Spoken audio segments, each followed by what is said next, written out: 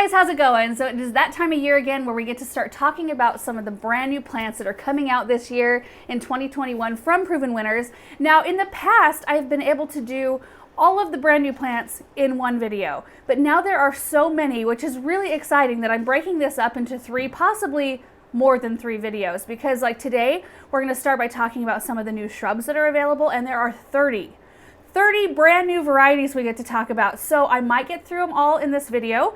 I might not. We might have to break this up into 2, but I think there's some really exciting new developments in some of these plants. Now, I have very limited experience, little to no experience with some of these plants. I have some of the hydrangeas. We were able to plant like the Quickfire Fab, which I'll go over some of those details in a little while. I've got the Arctic Fire yellow dogwood, and Russell really wants to be involved this morning.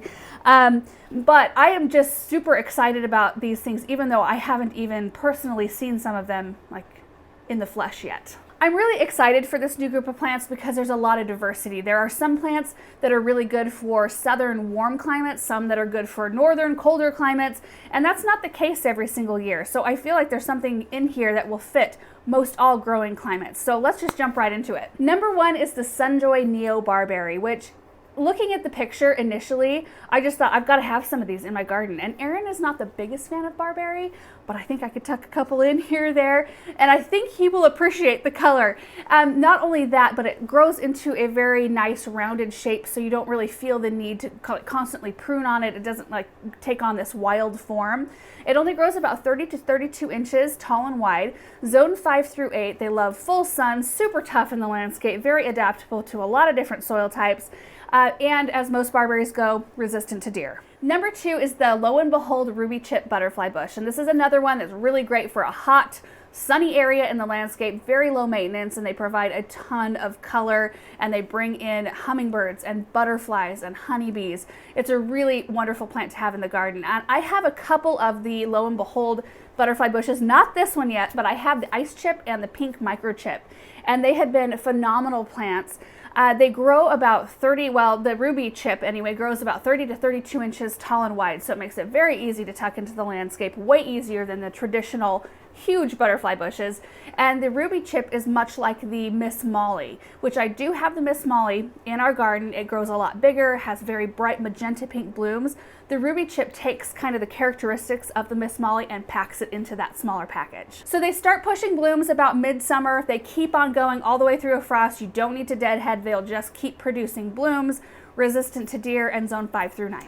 Number 3 is actually a series of clematis vines called Sparky. So there's Sparky Blue, Sparky Purple, Sparky Pink, all of which grow about 6 to 8 feet tall and wide, zone 5 through 8, disease resistant, do not need to be pruned, and they typically bloom about April through June. We're very strong, and then they'll send out more blooms sporadically on new growth through the rest of the season. And the way that they describe the blooms is, I think, interesting. They say it's like a little whirlwind, like a little whirlwind of petals with a fluffy yellow center. And I just think that they look really delicate and unique, and I'm really excited to grow some. I'm on a fence line, actually. I have a particular part of the fence I thought would be really pretty to have these kind of rambling on. And like other clematis, they do like to have their roots shaded while their heads are in the sun. So they like to bask in the sun whilst having their roots cool. Number 4 is the Arctic Fire Yellow Dogwood, which I actually do have in our greenhouse. I'm ready to plant him this spring. I'm so excited about it because this is an improved version on older varieties of yellow dogwood. They have better branching, more compact growth, brighter colored stems. They grow about 4 to 5 feet tall, 5 to 6 feet wide, zoned 2 through 7. So for those of you who live in very cold climates, maybe even where you have deer, because they are deer resistant, this is a really good one. And it's also a very, like probably one of the more shade tolerant shrubs you can plant.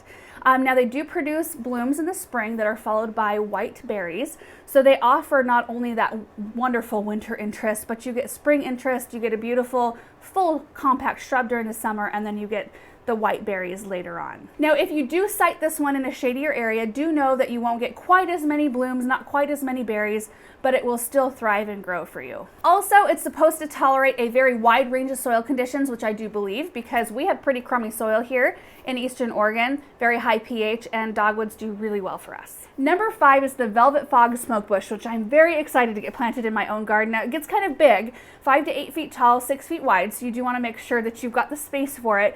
But the contrast between the blooms and the leaves is so beautiful. So midsummer, it pushes its really smoky, kind of ethereal looking bright pink blooms, and much more prolifically than the traditional types of smoke bushes. And so you take that beautiful pink color and put it up against their kind of waxy blue leaf color. So pretty. It's just a very pleasing combination. And the leaves are also more dense, and it's more compact in appearance because of the density of growth. Zone 5 through 8, very adaptable to a lot of different soil types, and you can grow it as either a large shrub or a small tree. Number 6 is the ParaPlup Hibiscus series. There's 2 new varieties in the series, ParaPlup Pink Ink and ParaPlup Violet. They are a type of Rosa Sharon hibiscus, which are in the shrub category because they create a woody structure, as opposed to the hibiscus that create the huge dinner plate sized blooms. Those are a perennial because we cut those back and they come back fresh from the ground every single year. But the ParaPlup Pink Ink, so it's this white bloom that they describe the coloration as a tie-dye effect. So a white bloom with pink and red coloration that come from the center toward the outer part of the bloom. And then the ParaPlup Violet is like a really bright iridescent violet blue, which is usually only seen in tropical hibiscus. Each one of these grows about 5 to 8 feet tall, 4 to 5 feet wide. They like full sun. The thing I like about the structure of this series of hibiscus is that they look more graceful. Some of the older varieties are very rigid. They're very vase-shaped, very like stiff. These move gently in a breeze, so they bring more movement to your garden. They also have a super abundant set of flowers, and this is another type that starts blooming usually midsummer, goes through the end of the year, like through a good solid frost. Usually mine are still going, and they provide color through those kind of hotter dog days of summer, if you will. And so they add a lot of interest to the garden. So now we're going to get into the section of new hydrangeas, which there are several new ones this year. Number 7 on my list is Invincibelle Garnetta hydrangea, which is a type of hydrangea arborescens or smooth hydrangea. So they have very full rounded blooms, and this variety, they emerge a deep garnet color and then they age to a rich dark pink. The really cool thing about this one is that the reblooming ability is much longer. So it will go for months instead of just weeks, which extends your season of blooms out so much further. It grows about 30 inches by 30 inches, which makes it very easy to tuck into the landscape again. I love these types of plants that they have made into compact varieties, because not always do we have a huge amount of space to put something, but we want, you know, that texture or that look. It has very strong and supportive stems, so you're not going to deal with flopping, in zone 3 through 8. Number 8 is a hydrangea macrophylla or big leaf hydrangea called Let's Dance Big Band, which have beautiful big blooms that are either a rich kind of reddish pink color or a royal blue, depending on your soil chemistry. And not only do they bloom on old wood, but they also produce blooms on new wood as well, which not all macrophyllas do. The key to getting them to bloom more on new wood, which this particular variety has the ability to do more frequently than others, is to make sure that they're fertilized properly so that they're growing vigorously throughout the season.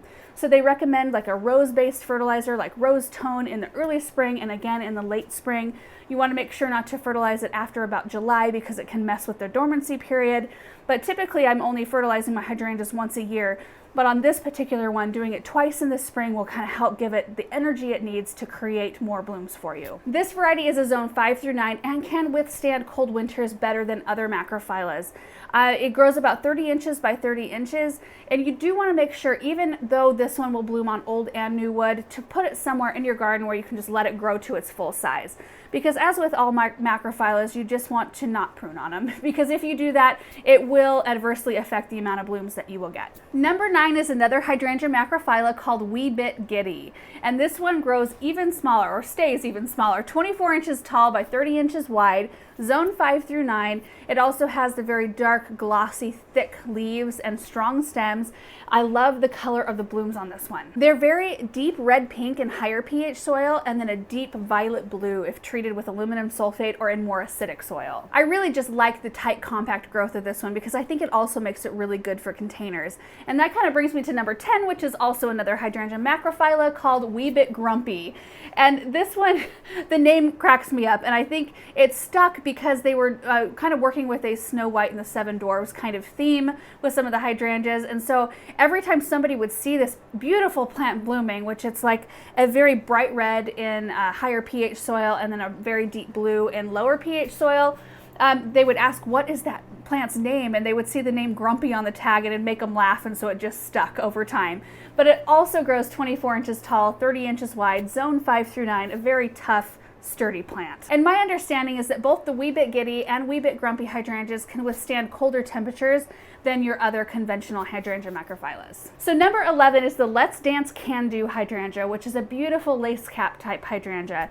The flowers are semi-double, they're star-like, making the whole bloom look very showy.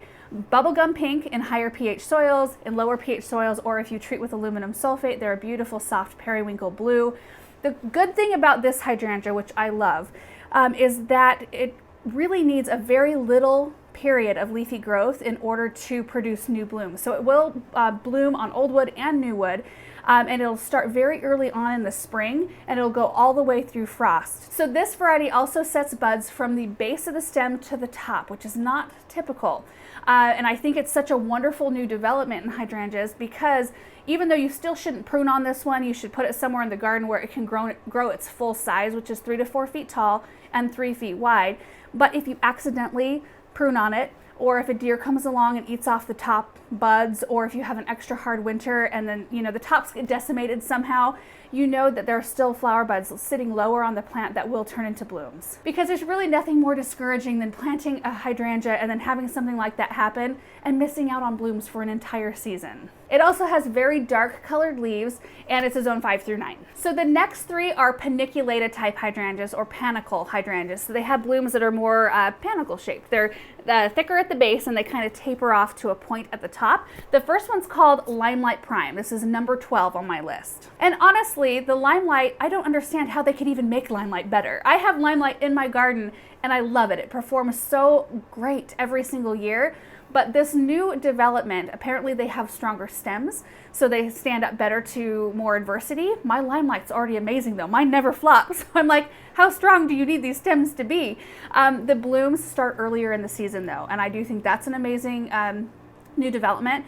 And it stays a little bit smaller, so 4 to 6 feet tall and 4 to 5 feet wide, which makes it very convenient to tuck into your landscape. Also the blooms, so you know, they get these kind of creamy green colored blooms, and they typically age to kind of a reddish pink, but these colors are apparently more bold in this new variety. So you'll get a little bit more punch, I guess, of color. And I have some of these sitting in our cold frame ready to plant out this spring, and I'm so excited to kind of compare notes and see how much better they do than my traditional Limelights. And they are a zone 3 through 8. I think both of them are, the traditional one and this new one, which means that they're incredibly winter hardy. And Paniculata type hydrangeas can be pruned in late winter, early spring. It's kind of nice to have some of those plants that you don't have to worry because they bloom on new wood. You can go in and kind of size control them or shape them up how you need to when they start to, the buds start to swell in the spring, and you know you're going to get prolific blooms anyway. Number 13 is the Firelight Tidbit hydrangea, which I believe is one of the smallest Paniculata hydrangeas that's out there, growing about 2 to 3 feet tall and wide. This one also has very thick stems, a mounded, pleasing growth habit, and they start blooming about midsummer. So they come out with these bright white blooms that start to age in these really deep, vibrant red and pink colors. So not only do you get a multi-season interest in terms of bloom color, but this one produces fall color. It's like a orangish red leaf color in the fall, which is amazing. Not all hydrangeas do that, so I'm very excited to see how this one does. And number 14 is actually the last hydrangea of the new plants this year. It's called Quickfire Fab. We actually planted 6 of these in our new property last year. They did really well. I'm very excited to see what they do this season. So they're very much like the traditional Quickfire, except for their blooms are a little bit bigger. They start earlier, and they're this bright white, but then this watermelon pink color starts at the base, and it quickly moves up to the tip of the bloom, and it's just a beautiful, very, very showy plant. And I'm not sure how to explain the look of the blooms because it's a very different, very delicate textural difference that you don't find in other paniculatas. I hope we have a good picture to show you of that. They grow 6 to 8 feet tall, 5 to 6 feet wide, and they are a zone 3 through 8. So you do need kind of a large area to put these. So now that we're done with the hydrangea section, I think we're gonna stop the video here because I'm about halfway done with the new shrubs, and that's a lot to digest in one sitting. So I think we'll pick up and do the other half in the next video. And it's just really interesting. I kind of wanted to share my experience learning how these shrubs even make it to the line, because it's really rigorous and I had no idea what went into it. And it kind of gives me more appreciation for these new plants and more excitement. So we had a chance to visit Spring Meadow Nursery, which is the home of Proven Winners Color Choice Shrubs, 4 years ago or something like that. And they showed me with their roses in particular how they trial these roses, and it takes 5 to 10 years typically to trial a single shrub. So to have 30 ready this year, like, that's intense, that's crazy. But with roses, they pack them all. So they get these rose varieties from hundreds of different breeders. They pack them all into a greenhouse with no extra airflow. I mean, it's humid in Michigan too. So they pack them in, no airflow, no fans. They water from overhead, which is the worst thing you can do. And they let them sit in there and they see what these plants do. And the only ones that make it out are ones that have withstood those conditions. So they're coming out with no black spot, no fungal weirdness going on. And so typically only a few make it out of hundreds or thousands of different rose breeds. And then they're bumped up into field trials where they're planted in field situations, and then they're just grown on just to see what the growth habit looks like, what the bloom count looks like. And so several of them don't make it away from that, because if it doesn't have a very pleasing growth habit, you don't want that in your garden. They want something that looks very pleasing.